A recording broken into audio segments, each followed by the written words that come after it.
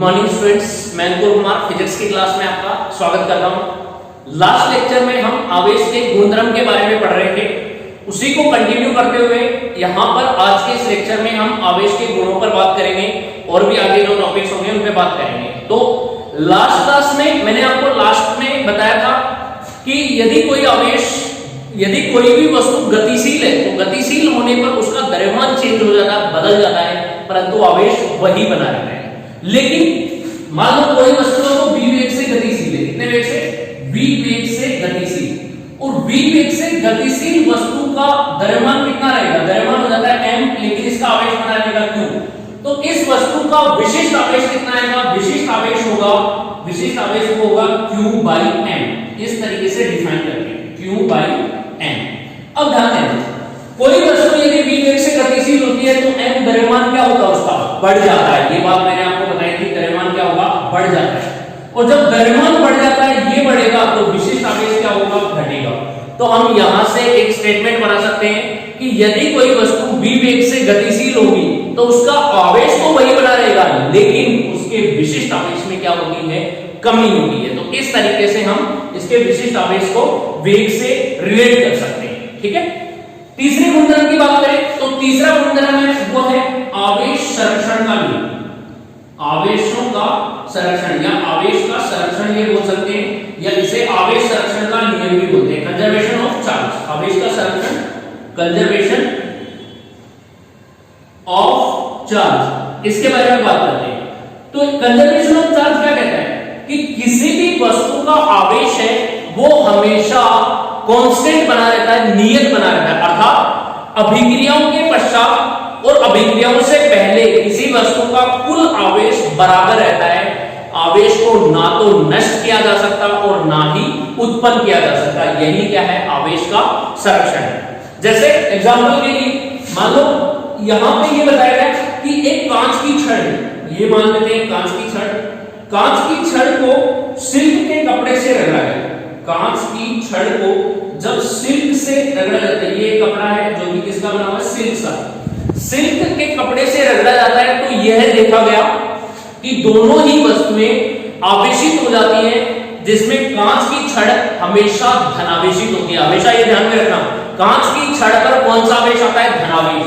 ये जो कांच की छड़ है वो धनावेशित हो जाती है, जबकि सिल्क का कपड़ा है वो कैसा हो जाएगा? ऋणावेशित हो जाता है।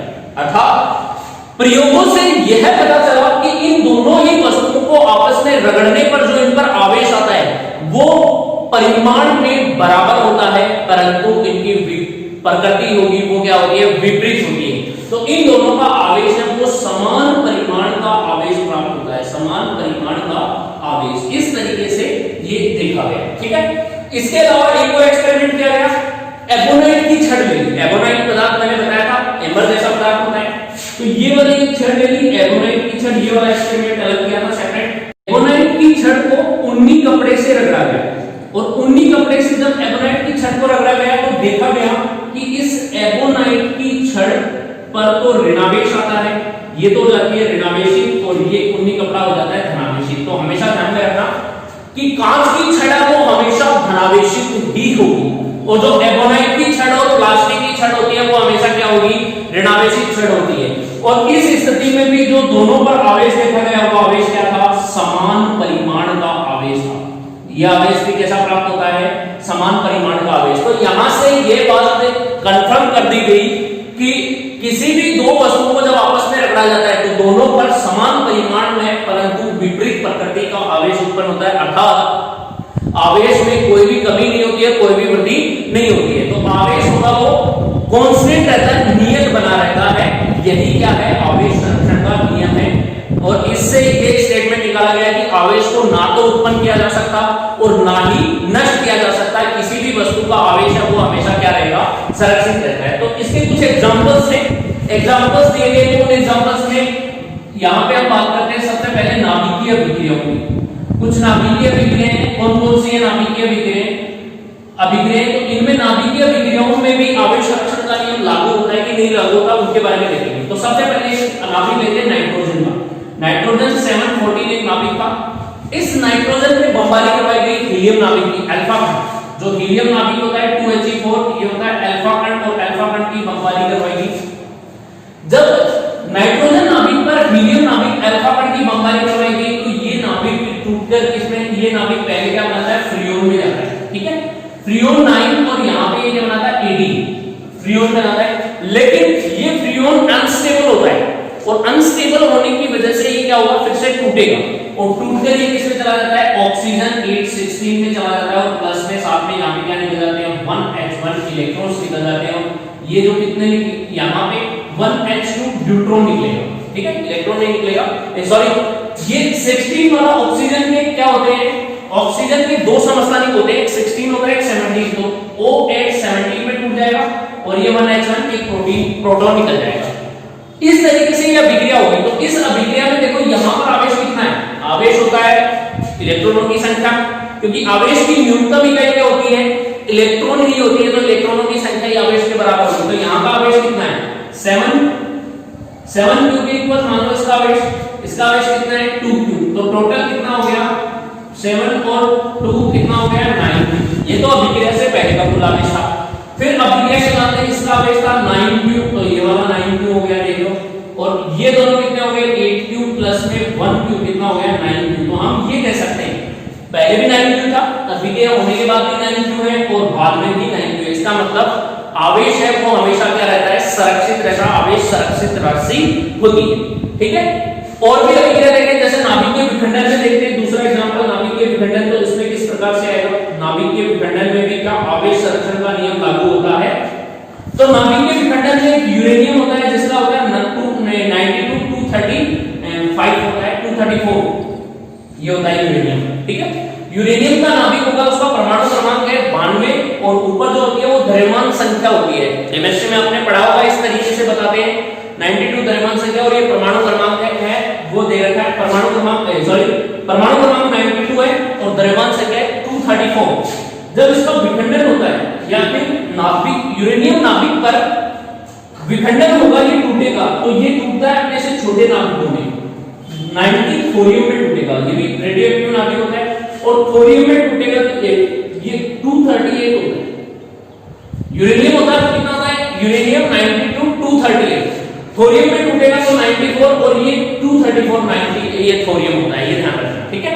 234 इसका होता है, और इसका 238 होता है यूरेनियम का। यूरेनियम 235 भी मिलता है, 237 भी मिलता है, और 238 भी होता है। इनके बारे में, यूरेनियम के बारे में हम नाभिक वाले चैप्टर में डिस्कस करेंगे, जब मैं आपको क्वांटम फिजिक्स पढ़ाऊंगा वहां पे, तो वहां पे ये नाभिकीय अभिक्रिया, नाभिकीय विखंडन, नाभिकीय संलयन इनके बारे में बताऊंगा। यहाँ पर सिर्फ हम आवेश के संरक्षण की बात कर रहे हैं। तो यहाँ से देखो थोरियम में टूटेगा, अब इसके आवेश को थोरियम के साथ साथ एक अल्फा कण भी निकलना है।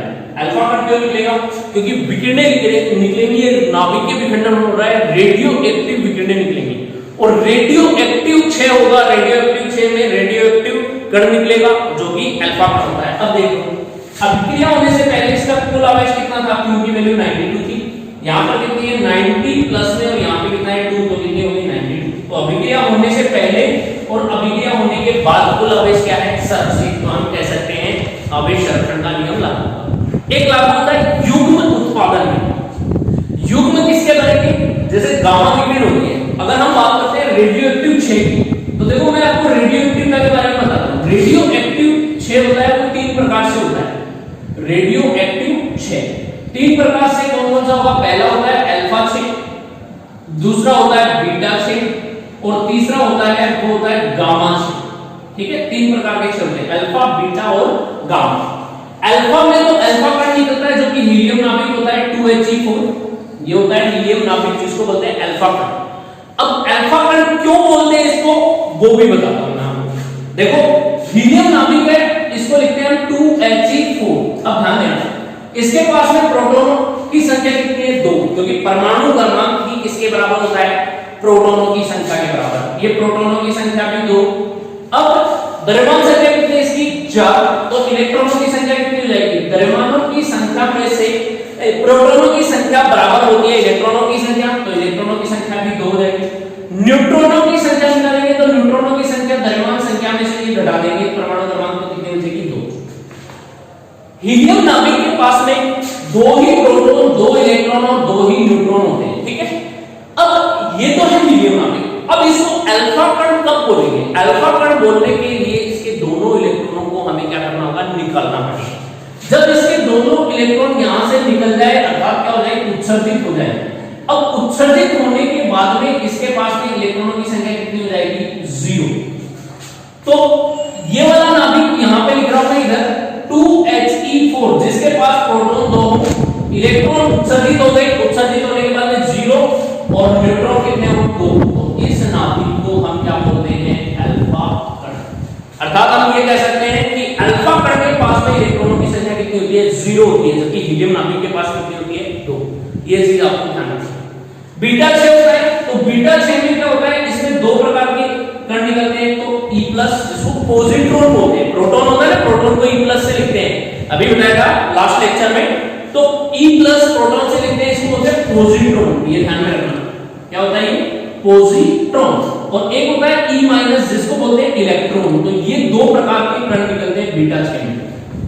गामा 6 होता है, उसमें विकिरणें निकलती है जो कि क्या होती है? विकिरण उदासीन होती है, विद्युत उदासीन विकिरणें, और ये गामा विकिरणें। और इन्हीं गामा विकिरणों का क्या होता है? युग्म उत्पादन होता है।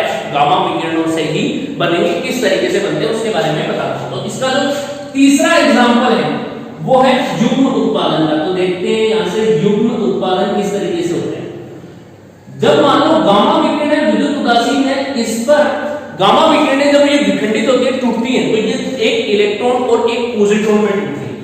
एक तो E+ में टूटेगी, प्लस में एक E- में टूटेगी। साथ में इनके साथ में एनर्जी निकलती है, एनर्जी, और वो ऊर्जा कितनी निकलती है? 1.02 मेगा इलेक्ट्रॉन वोल्ट। अब ये इलेक्ट्रॉन वोल्ट होता है, ये किसका मात्रक है? EV लिखते हैं ना, EV इलेक्ट्रॉन वोल्ट। देखना ध्यान से देना, EV इसको बोलते हैं इलेक्ट्रॉन वोल्ट। ये मैं बहुत अच्छे तरीके से समझा रहा हूं आपको। ये ऊर्जा का ही मात्रक होता है इलेक्ट्रॉन वोल्ट। होता कैसे है इसके बारे में भी बात करेंगे जब विद्युत विभव पढ़ाऊंगा मैं आपको, तो देखना ये समझ में आएगा आपको इलेक्ट्रॉन वोल्ट कैसे होता है, वहां पे बहुत अच्छे तरीके से समझ में आएगा। तो आप एक बार ये देखो, M का मतलब कैपिटल M का मतलब होता है मेगा, और EV का मतलब है इलेक्ट्रॉन वोल्ट। तो कितनी ऊर्जा निकलती है? 1.02 मेगा इलेक्ट्रॉन वोल्ट ऊर्जा निकलती है। तो ये एग्जांपल्स हैं वो किसके हैं? नाभिकीय अभिक्रिया के एग्जांपल दे दिए, नाभिकीय विखंडन बता दिया, और युग्म उत्पादन। अब इसमें भी हमें आवेश संरक्षण करना है। तो देखो मैंने क्या बोला था? गामा विकिरण निकलेगी, वो उदासीन होती है, तो इसका आवेश कितना है? 0। इसके पास आवेश कितना है? प्लस में, क्योंकि पॉजिट्रॉन धनात्मक आवेश होता है। ये बात बताई थी मैंने प्रोटॉन वाले में। अब बात करते हैं इलेक्ट्रॉन। तो इलेक्ट्रॉन होगा वो ऋणात्मक आवेश होता है -1। कुल आवेश निकालो, +1 -1 कितना हो गया? 0। तो कुल आवेश का मान 0, एनर्जी निकली है यहां से। तो युग्म उत्पादन में भी कौन सा नियम लगता है? आवेश संरक्षण का नियम। अर्थात आवेश को ना तो उत्पन्न किया जा सकता और ना ही नष्ट किया जा सकता। तो ये था तीसरा गुणधर्म आवेश। इसके बाद में हम बात करते हैं आवेश के क्वांटीकरण के बारे में, कि क्वांटाइजेशन ऑफ चार्ज क्या होगा। तो देखते हैं उसको। क्वांटीकरण के बारे में बात करते हैं। तो आवेश का क्वांटीकरण क्या होगा? Quantization of charge. मान लो कोई भी भौतिक राशि है फिजिक्स में, तो किसी न किसी भौतिक राशि का कोई न कोई न्यूनतम मान होता है। तो यहां पर एक भौतिक राशि हम पढ़ रहे हैं आवेश के बारे में, तो आवेश का भी कोई न कोई न्यूनतम मान होगा, और आवेश का जो न्यूनतम मान होता है वो इलेक्ट्रॉन का आवेश होता है। देखो यहां पे क्या होता है? आवेश का न्यूनतम मान, और आवेश का जो न्यूनतम मान है वो इलेक्ट्रॉन के आवेश के बराबर है। इलेक्ट्रॉन का आवेश कितना होता है? इलेक्ट्रॉन के आवेश की बात करें तो होता है 1.6 into में 10⁻⁻⁹ कूलम। तो किसी भी वस्तु का एक न्यूनतम मान होगा, और वही न्यूनतम मान उस वस्तु का क्या कहलाता है? क्वांटा कहलाता है। अब देखना कि जिस वस्तु के पास में न्यूनतम मान होता है, अर्थात जिस वस्तु या जिस भौतिक राशि के पास उसका न्यूनतम मान हो, वो उसका क्वांटा कहलाता है। और ऐसी भौतिक राशि क्या कहलाती है? क्वांटीकृत राशि कहलाती है। इसका मतलब आवेश कैसी राशि है? क्वांटीकृत राशि है, क्योंकि आवेश का भी क्वांटा होता है। अब देखो आवेश का न्यूनतम मान, तो किसी भी भौतिक राशि का, किसी भी भौतिक राशि या वस्तु का, किसी भी भौतिक राशि या वस्तु का वह न्यूनतम मान, और यहां पर हम किसकी बात कर रहे हैं? आवेश। तो किसी वस्तु के आवेश का, किसी वस्तु के आवेश का वह न्यूनतम मान, जिसकी सहायता से उसका आदान प्रदान संभव हो, जिसकी सहायता से उसका आदान प्रदान संभव हो। तो ऐसा वो जो राशि है वो उसकी क्या कहलाती है?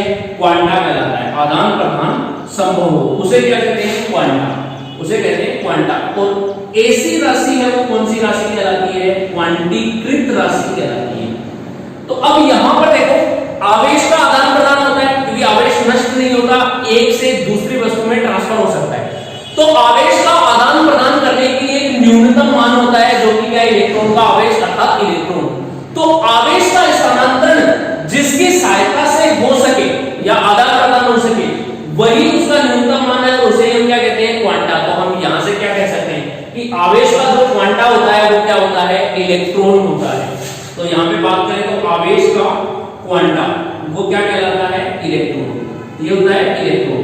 और जो इलेक्ट्रॉन इसका क्वांटा है, जिस भी भौतिक राशि का क्वांटा हो उसे बोलते हैं क्वांटीकृत राशि। तो हम क्या कह सकते हैं? आवेश कैसी राशि होती है? संरक्षित राशि होने के साथ साथ क्वांटीकृत राशि भी होती है। क्लियर है? अब यहां पे देखो, आवेश का क्वांटा के बारे में बात करें तो किसी भी वस्तु या किसी भी राशि पर, किसी भी वस्तु पर कोई भी आवेश संभव हो, इसके लिए क्या होना चाहिए कि उसका न्यूनतम मान है वो इलेक्ट्रॉन के आवेश के तो बराबर होना चाहिए या इलेक्ट्रॉन के आवेश का गुणज होना चाहिए। तो किसी भी वस्तु पर आवेश संभव है, किसी भी वस्तु पर आवेश संभव है या नहीं, संभव है या नहीं, इसके लिए क्या होना चाहिए कि उसका आवेश है, उस वस्तु का आवेश वो इलेक्ट्रॉन के आवेश का क्या होना चाहिए? पूर्ण होना चाहिए। संभव है या नहीं, इसके लिए उस वस्तु का आवेश, इसके लिए वस्तु का जो आवेश है वो इलेक्ट्रॉन के आवेश का, इलेक्ट्रॉन के आवेश का पूर्ण गुणज होना चाहिए, पूर्ण गुणज होना चाहिए। ये जरूरी है, तभी वो राशि हम क्या कह सकते हैं कि उसका आवेश संभव होगा या नहीं होगा। यदि पूर्ण गुणज नहीं आ रहा, कोई भी मल्टीपल आ रहा है, तो वो मान लो रेशनल नंबर आ रहा है, परिमेय संख्या बट्टे वाली या पॉइंटों में आ रहा है, डेसिमल नंबर, तो क्या वो आवेश संभव होगा? आवेश तो होगा लेकिन वो संभव नहीं हो सकता। आवेश हो सकता है, मान हो सकता है उसका, लेकिन वो आवेश संभव है, पॉसिबल है, ऐसा नहीं होगा। क्यों? क्योंकि न्यूनतम आवेश है इलेक्ट्रॉन। क्या इलेक्ट्रॉन को हम तोड़ देंगे पॉइंटों में? टूट सकता है क्या? नहीं टूट सकता। इसलिए किसी भी वस्तु पर आवेश संभव है तो वो क्या होना चाहिए? इसके लिए इलेक्ट्रॉन के आवेश का पूर्ण गुणज। तो आवेश का मान कैसे निकालेंगे?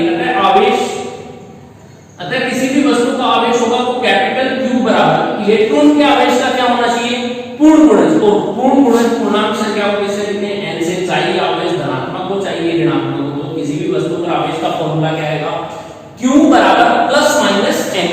n क्या होती है? संख्या, और E होता है इलेक्ट्रॉन के आवेश। तो कोई भी आवेश संभव है या नहीं, इसके लिए वह इलेक्ट्रॉन के आवेश का पूर्ण गुणज होना चाहिए, क्योंकि आवेश का क्वांटा होता है वो इलेक्ट्रॉन होता है, न्यूनतम मान।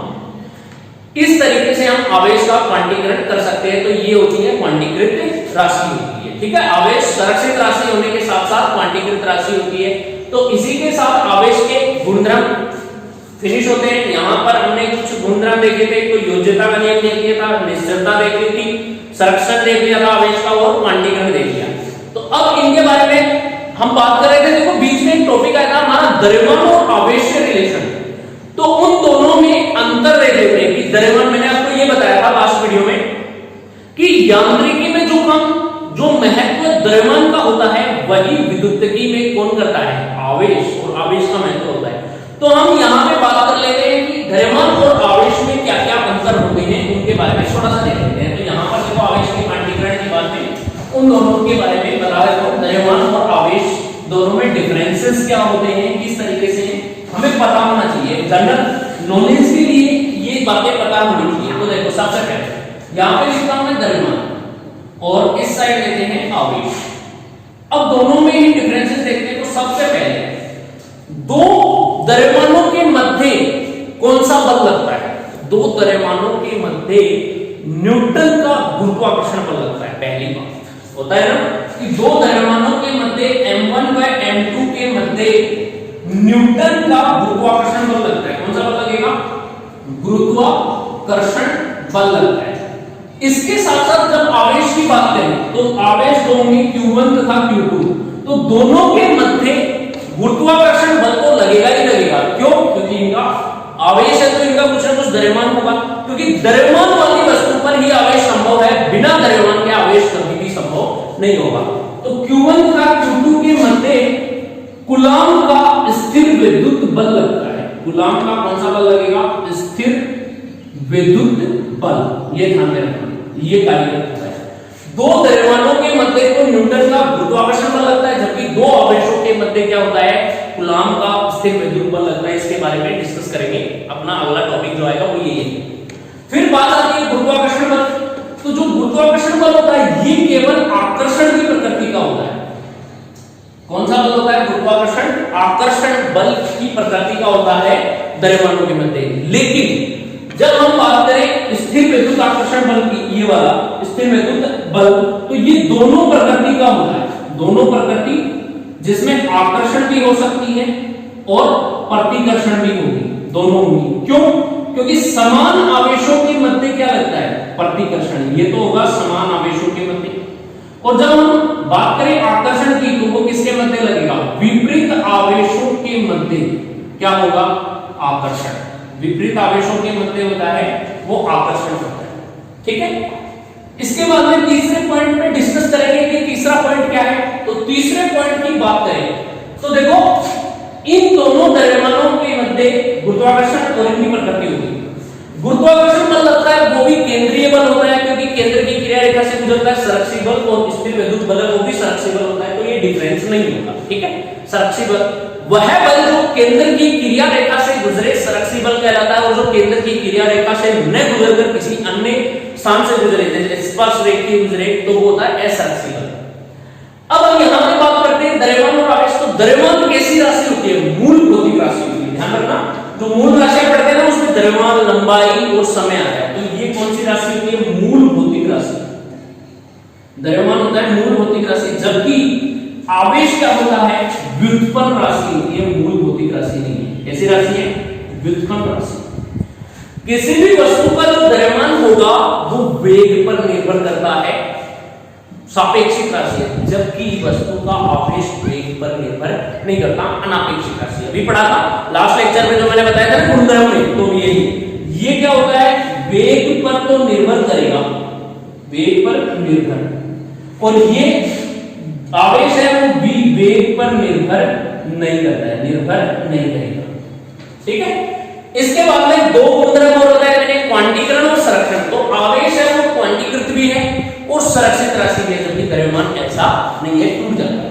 तो यहां पर अगला जो डिफरेंस है, द्रव्यमान संरक्षित और क्वांटीकृत, संरक्षित और क्वांटीकृत दोनों ही नहीं है, क्वांटीकृत नहीं है, राशि नहीं है। जबकि ये जो आवेश होता है वो संरक्षित भी है और क्वांटीकृत राशि भी है, क्वांटीकृत राशि, दोनों प्रकार की राशि है। तो इस प्रकार से हम द्रव्यमान, किसी वस्तु के द्रव्यमान और आवेश दोनों के मध्य क्या देख सकते हैं? डिफरेंसेस देख सकते हैं, अंतर देख सकते हैं।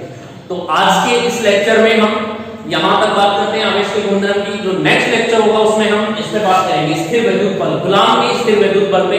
तो आज के वीडियो में इतना ही। आप देखते रहिए, लाइक कर दीजिए, अपने दोस्तों के साथ शेयर कीजिए, और वीडियो को लाइक करना और पूरा देखना तो बिल्कुल भी मत भूलिएगा, और चैनल को सब्सक्राइब करना तो बनता है, क्योंकि ऐसे ही लेटेस्ट वीडियो आपको डेली मिलते रहेंगे Monday to Saturday. Thank you, have a nice